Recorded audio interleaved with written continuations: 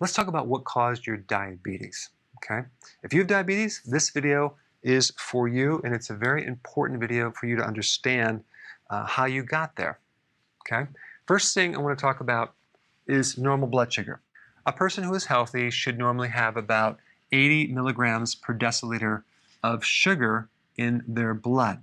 And what does this mean? It means that you basically have about 1 teaspoon of sugar in your blood. That's not that much. An average American consumes 31 teaspoons of sugar. But why do they have normal blood sugars? I mean, it doesn't make sense. You would think that this blood sugar would go up immediately, right? Well, it doesn't, because of this one thing. And the hormone is called insulin. Anything more than 1 teaspoon out of the blood, and it hides it in other places in the body. It's basically a storage hormone. But what's ironic is that the blood sugars are tested, but insulin is rarely tested. If they were to test the average American, they would find this screaming high. Why? Because an average person consumes 31 teaspoons per day of sugar. In order to deal with all that excess, this hormone is just working overtime 24/7. What does this hormone do with this sugar? Well, it has to put it somewhere.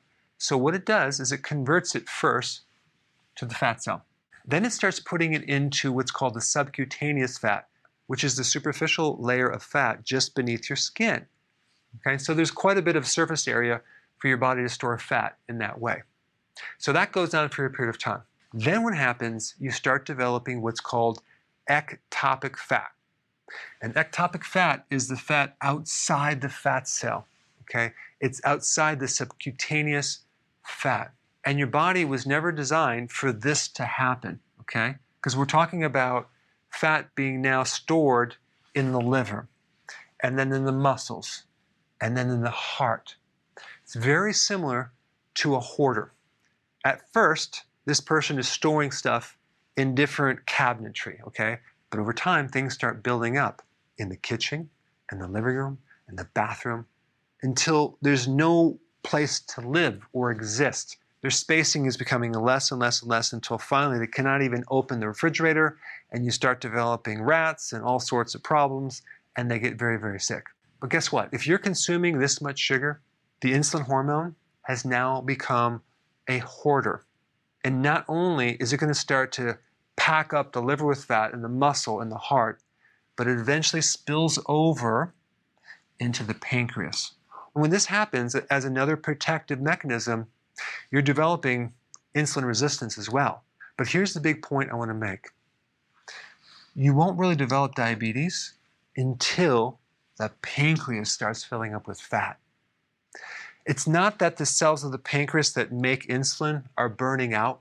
The pancreas is being clogged up with fat, and that is what's creating the dysfunction causing the diabetes.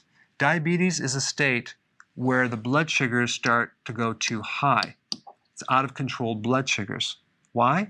Because you lose the insulin function. Why? Because your pancreas is clogged up. But this is the entire cascade of things that happen if you continue to eat too much sugar and insulin is too high. Your doctor would have picked it up if they would have done a fasting insulin test or a test called HOMA-IR, which is another test to measure both fasting insulin and your glucose to measure insulin resistance. Well, that's very interesting, but now what do you do about it? The cool thing is this. If you have diabetes type 2, your pancreatic cells are not burnt out. They can be reversed. They can come back. How? If you remove the fat from the pancreas. How do you do that? You go on a healthy keto plan, you start doing intermittent fasting, and as that fat starts to come off these organs, the cells start to reverse, and you no longer have diabetes.